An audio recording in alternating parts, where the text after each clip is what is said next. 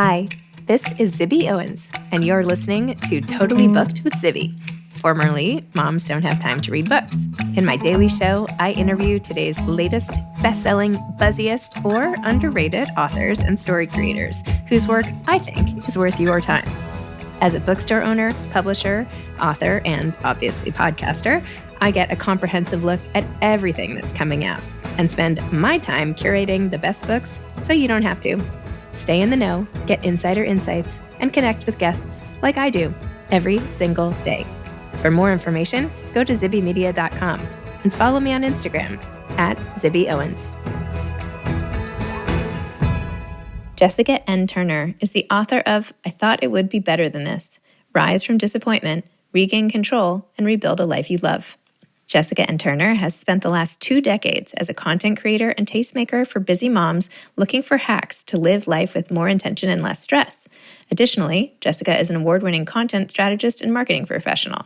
She speaks at events nationwide on a variety of topics, including work-life balance, grief and disappointment, and social media best practices. She is also the author of the Wall Street Journal bestselling book, The Fringe Hours, Making Time for You and Stretched Too Thin, How Working Moms Can Lose the Guilt, Work Smarter, and Thrive. She has been featured in numerous media outlets, including The Today Show, The Tamron Hall Show, The Oprah Magazine, People Magazine, Better Homes and Gardens, Time.com, Inc.com, and more. Jessica lives with her 3 children in Nashville, Tennessee. Welcome, Jess. I'm so excited to have you on Totally Booked with Zibby to talk about I Thought It Would Be Better Than This, Rise from Disappointment, Regain Control, and Rebuild a Life You Love. Congratulations. Oh, thank you. I'm so glad to be here. I was thinking back, and I was on your podcast for The Fringe Hours, which was my first book, which came out 6 weeks after I had my son, who's now 10. So we have known each other for a very long time. So it is just a joy to be back. I remember learning about you through a Today Parenting Team challenge, Stretch Too Thin. Do you remember they used to have those prompts? And I was like, yes, who is this? This is amazing. And then I read all about Stretch Too Thin, which I, of course, was and am and whatever. And so related to you immediately and then became a huge fan. And I'm so glad we've had all these opportunities to meet in person and on podcasts and all the rest. It's the best. Oh, it's really fun when your friends can also be your colleagues in your work. It's really nice with the kind of work that we do, which is primarily by ourselves and can be kind of lonely. So I'm thankful for you.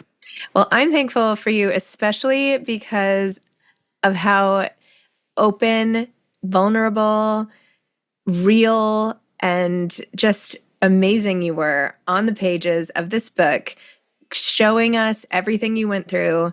You know, I follow you obviously on social media. And so when things happened with your husband, which I'll let you talk about, I remember reading it and being like, what? You know, and so I've been like all of your followers, just sort of watching to see what happens. How are you? What's going on? How does someone, you know, so the fact that after that to end up here where the book is, I feel like I've watched like this whole thing, even though of course I haven't been there, but anyway, so I feel so like proud of you for where you've ended up here and how you're helping other people. It's amazing. Okay, now go. Thank you. Thank you. Okay, I'll go. So Reader's Digest version of my story. So I was married for 16 years and in 2019, my then husband and our marriage was really rocky. I thought it was mostly something to do with me or my body, or I didn't know really what it was. And we started going to therapy and he came out to me. He told me at first he was bi in the spring of 2019. And then in the fall, which is how I Thought It Would Be Better Than This opens up, he told me that he was gay. And that, as you can imagine, rocked my world. 3 kids, had no idea. This is my best friend. How could I possibly not know? And we grappled for a long time. Could we do a mixed orientation marriage? Like we still loved each other. We loved our kids. We loved our life together. But the genie was out of the bottle. And so we just kept circling the drain. We decided to separate in March of 2020, which you might remember was the start of the pandemic. And he was about to sign the papers and the world shut down. And so then he didn't do that. He didn't move out. And I still was really hoping my marriage would stay intact even then. And it didn't. And the best imperfect choice for us was to divorce. And so in June, we divorced. He moved out. And then in July, we announced that publicly. And we both have really public platforms. You can find me on Jessica N. Turner on Instagram. And it was, I think, one of the hardest things that I've ever walked through. It is. I don't have to say I think. I know that it is. But having the world watching it was its own type of extra hard. And so then I took a lot of time to heal, to do a lot of therapy, to find myself. I met Matthew when I was 20 and was married at 22 and really didn't know adulthood apart from being a married woman. And so there was a lot of finding of myself in ways that I never could have expected, because I'm very much have always been a self-assured, confident person. But there's something that happened in the breaking of my marriage and of the deep sorrow that I was in that I was able to rise from. And so this book is what I hope will be a companion for other people who are experiencing great disappointment. I had thankfully, and as a privilege, not had a big disappointment in my life up until that point. But disappointment finds us all. Life brings disappointment. And so this book is not a divorce book. It's not a my husband is gay book, although those two things happened to me. This is a book that says, I know what disappointment is like, and you might be going through disappointment. And here are some things that you can grab onto to still create a beautiful life, even if your story looks different than you thought it would. Wow.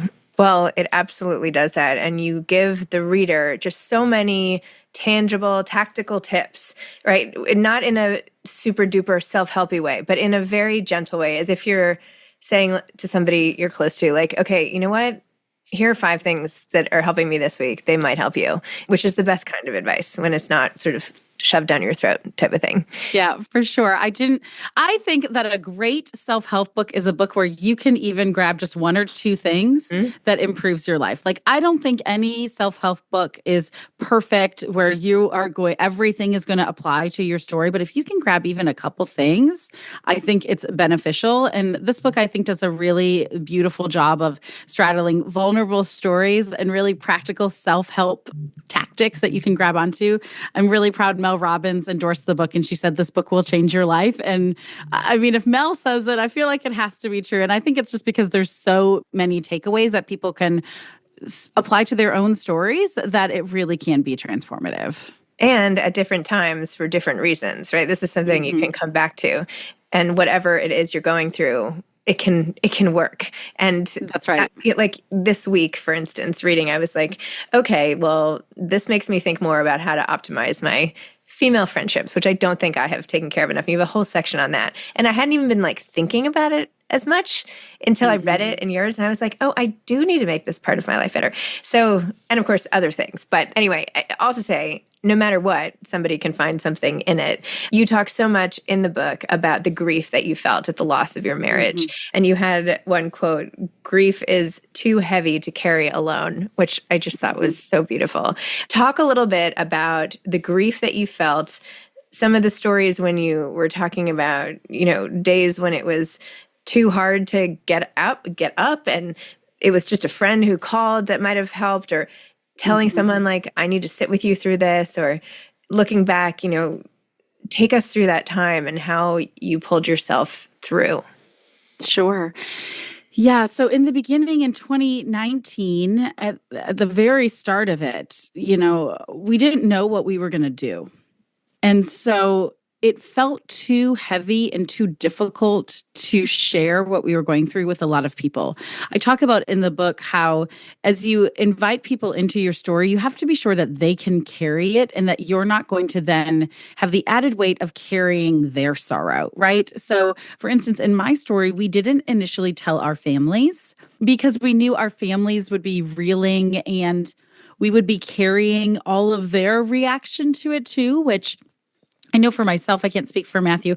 I was too fragile. I couldn't do that. But there were some safe friends that I could invite into the story who could carry it, who could walk alongside me in my deep grief. My friend Anne, I would call her almost every day. At that time, I was working in corporate America, and I would have a 25-minute drive to work. And I would cry almost the entire drive every single day. Because I also felt like I had very limited time when I could be really sad. I had 3 little kids. again, they couldn't carry the weight of what we were going through. We didn't know what it was going to look like. And so it's not like I was standing in the kitchen crying in front of them, right? So I would cry on my way to work and I would talk to Anne. And one thing that she said that was really helpful to me that I'm really glad I put in the book is she said, you can't write all the lines of your story. Matthew is holding the pen for his story and what he's going to choose to do and what he needs. And other people are going to have contributions to this. But what you can do is hold the pen and write the lines for your story. And I thought so often, I want to look back on this season and be proud of myself. I want to be proud of the lines that I'm writing in this. And Zibby, you can appreciate this as an author yourself and as someone who talks to a lot of authors. Using the word control was really contentious with my publishing team and other people on my team. Did we want to put the word control in the title? Because it's Rise from Disappointment, Regain Control. And some people feel, particularly in a disappointment, that you don't have control, right? Like I didn't have control over Matthew coming out and being gay. People might not have control over a health diagnosis or someone dying, right? Like we don't have control over that. But what we do have control of is the agency to write the lines of our story and how we respond to that disappointment. And that's what I'm hoping that people really take away is, okay, I'm walking through grief right now. I can choose to sit here and stay sad. People have said to me, how didn't you just like stay mad? Like I would be so mad. Well, because that's not how I wanted my life to look. I wasn't going to stay there.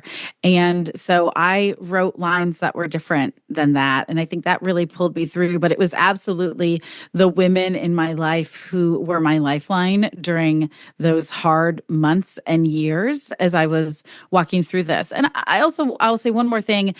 I think it's important to not think that grief just goes away. That I've written this book and I'm fine 100% of the time. I still have sad moments. There are things that I still mourn. There are things that will pop up on a random day that I'm like, it looks like I haven't tended to that grief yet. And that's okay. Grief is something that heals, but it doesn't go away. There's scarring from it, and scars can still ache. And I think that's true for most of us in our disappointments. So true. There's no end goal. It's just how we carry it with us. And that's right. Some days it's heavier and some days it's not, to your original quote.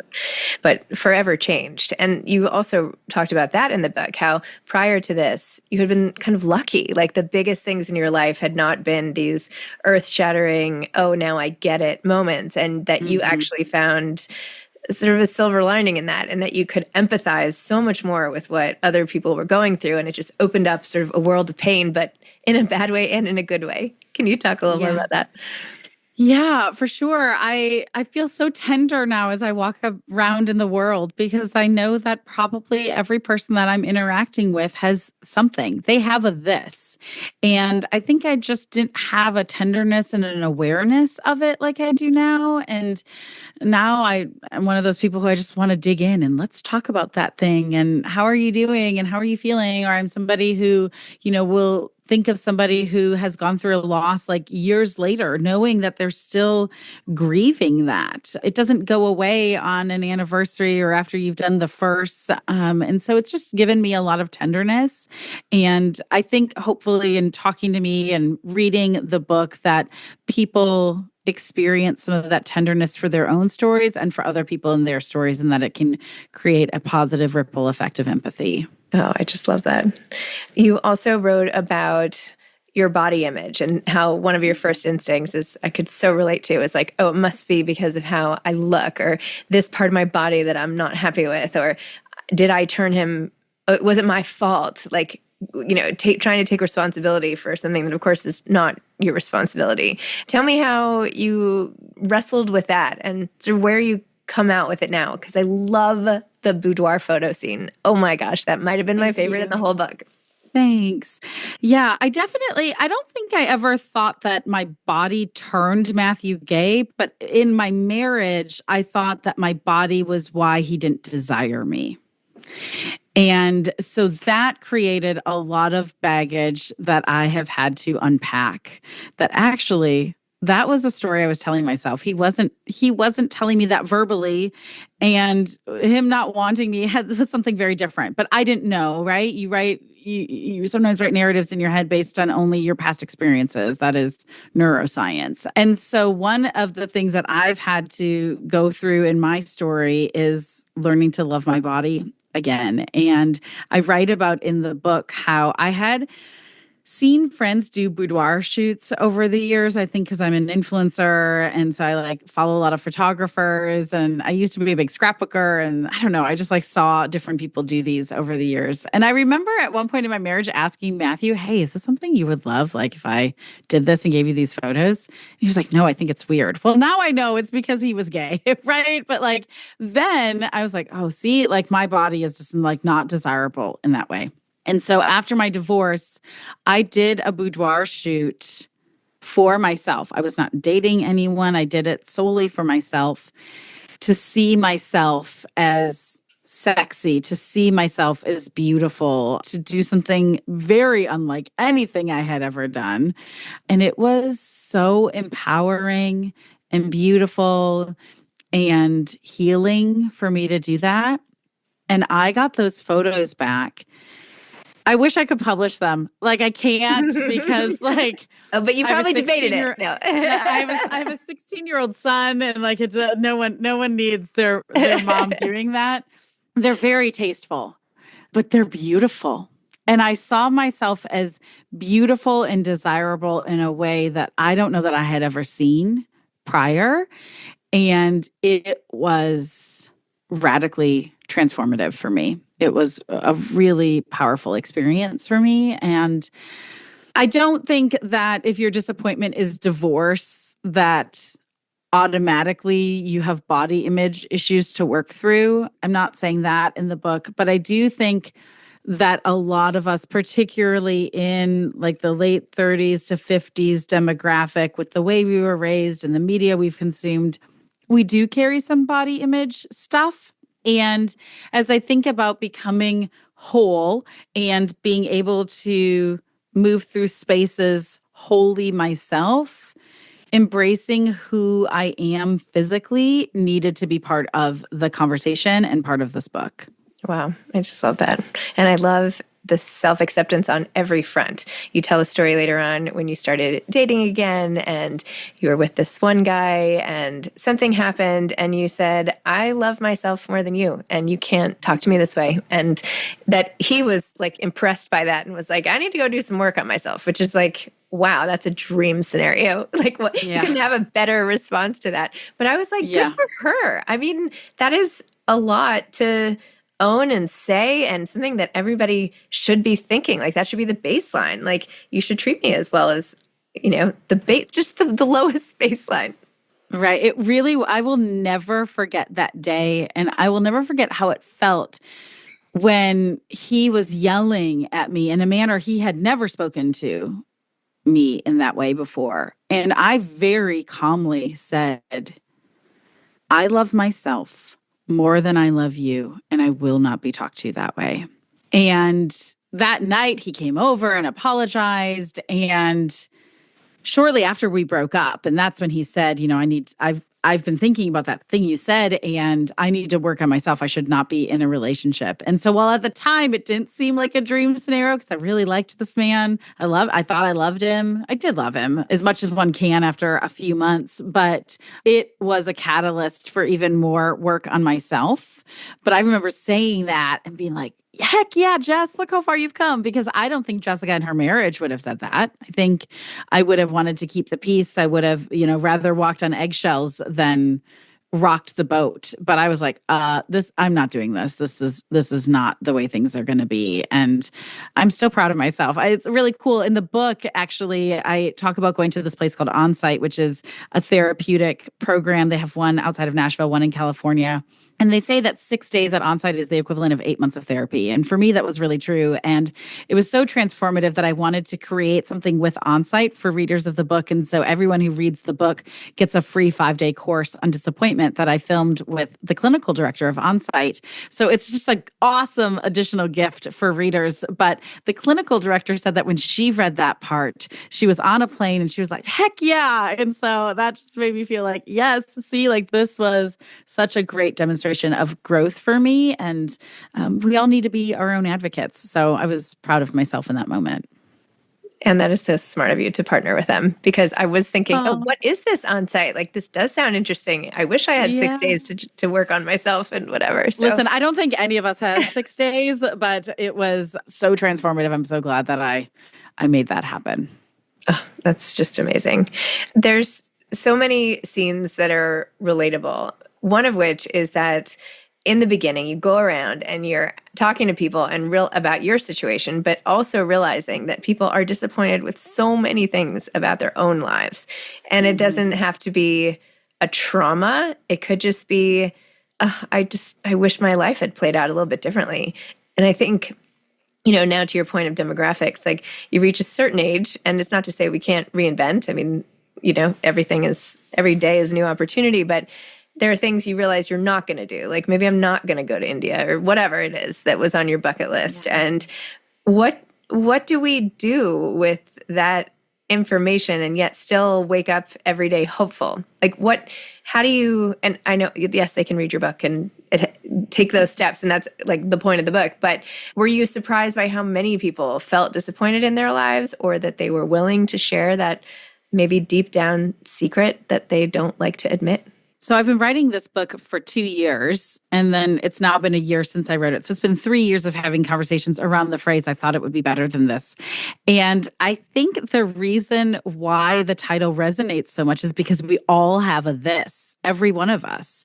We had imaginations for our lives that life would look a certain way, and that is just not the way life happens. And so I think what people should do if they're sitting with something is really start to unpack it. I talk about in the book about being a student of your situation. And so kind of turn it around, almost like you have a ball and you're looking at it from all the different vantage points, and unpack, why am I disappointed? What is the thing? What brought me to this? For me, looking at my marriage, like, why did I think that my marriage failed? Like, why did I think that? I mean, I have 3 beautiful kids. We had a great relationship for a really long time. There's a lot that was positive.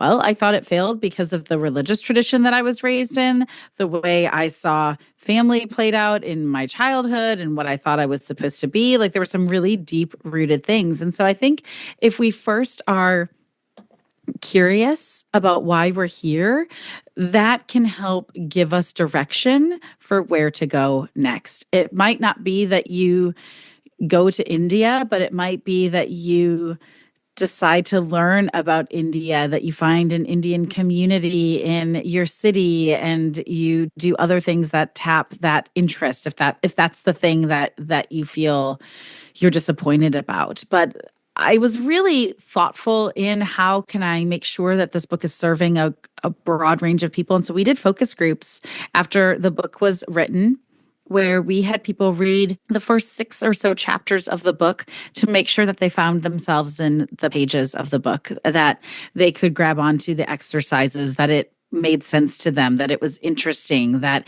it was thought-provoking. And universally, the response was so positive that I really did feel like I was able to use my story to help other people, no matter what their story was of their disappointment.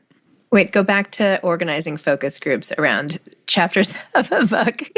Did you do that for your past books? And how did you do that?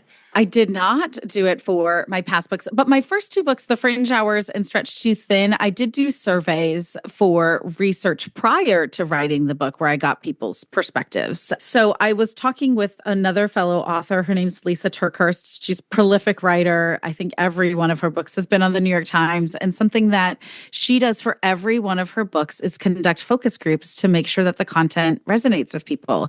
And she was talking to me about how it always gave her really great insight. She would change things from her book. She would add things. She would take things out. And so I talked with a member of her team on how they did it. And I hired somebody to help me conduct the focus groups and just put it out on my social media and invited people to participate. And we sent them the chapters and they had just like a week to read them. And then it was an hour-long session. And we did 2 of them. And it was a Zoom call so we could see people's faces. And we had questions specifically that we wanted to ask about certain parts of the book. And people gave general feedback. It was absolutely amazing. I would recommend it to anyone writing a book to do focus groups if it makes sense for the content that you're writing. It made a huge difference in the book and the edits and what we added to it, things we moved around. It was fantastic. That is so smart. You're so smart. I love it. Your marketing brain is just, it's fun to watch. Oh, thank you for saying that. Can you go back to this whole living out loud thing? Like I was thinking reading your book, like,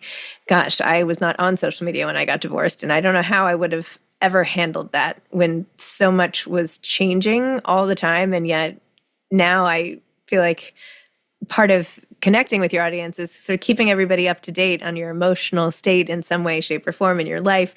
How did you decide what to post, what not to post, when to tell everybody, how much to let your following sort of into all of it? Like, tell me more about that. It's interesting. Social media makes us feel like we really know a person. We really know everything that's going on in their life, but it is like less than 1%, I think, for all of us probably. For me, regarding the divorce specifically, like I said, Matthew and I started this process in spring of 2019, and it was summer of 2020. So we had processed a lot before we invited people into our story. So it was very measured. There was a period of time where Matthew did not want to come out, that he just wanted to announce that we were getting divorced and didn't want to share that piece. And it was very, very important to me that he come out at the same time. I felt like to not do that was not being fair to either one of us. It was the reason why we were getting divorced. There's so much freedom that happens with truth telling that it was just something that I was pretty staunch on. And so he did agree and now would say that he is glad that he did, but that was something that was a point of contention for a little bit. I also really try to not write things in real time, meaning most of the time, you are not going to see something that's happening as it's happening in terms of any like emotional content that I put out. So obviously, if Target goes 90% off or Walmart's having a killer sale, you're going to see that in real time. But you are not going to see in real time if I am processing something really deep. If I'm going to write a vulnerable post, it usually takes me days or weeks to write that. And that's because I want to make sure that I'm comfortable with what I'm about to share. Sometimes I even will have a friend read the post and say, hey, how does this land? So I'm very thoughtful and pragmatic about it because I want to be able to help people. I think it is the greatest privilege that my stories and experiences can be helpful and transformative for other people. But I don't want to do that at the risk of hurting myself or those that I love. So there is a lot of care in the manner that I do it. And so far that has been good and wise and has served me really well. But it is hard. It's hard to know that your most vulnerable content is the content that's going to perform the best. And there's going to be numbers associated with that. And it's weird for that to be even a thing, right? And how do you say it in a way that's going to make people continue to read it or swipe on the carousel and all of those types of things and have it be like your actual life and your actual feelings. And so I think adding space to it is one way that I do it to help care for myself and my needs in it. One other thing I'll say is that it's been interesting, talking about this book because this happened to me 5-6 years ago, right? But I'm like reliving a lot of painful parts of my story, but I'm in a really different place. And so I've even taken care in recording podcasts to have space after doing the podcast in case anything comes up in the interview that I'm feeling feelings about, So I have gotten really good at listening to my body and what it needs as well. Wow. Well, this is very inspiring, as is the book. Thank you. It's so great, and it's going to help so many people. I mean, how wonderful a gift is that? So congratulations. Thank you. And I did not think the podcast would be better than this. I knew it would be great. So there you go. Oh, you're so sweet. Well, I really hope it's a book that not only helps the readers, but that they are like, oh my gosh, this is something that I can give to my friend going through a hard time, it's a book that is bought more than once, that people can trust what's in it and know that it's going to be a safe place for people no matter what they're going through. So I'm really excited about that. Congratulations. Thanks, Zibby. Okay, thanks. Bye. Bye. Thank you for listening to Totally Booked with Zibby, formerly Moms Don't Have Time to Read Books. If you loved the show, tell a friend, leave a review, follow me on Instagram @ZibbyOwens, and spread the word. Thanks so much. Oh, and buy the books.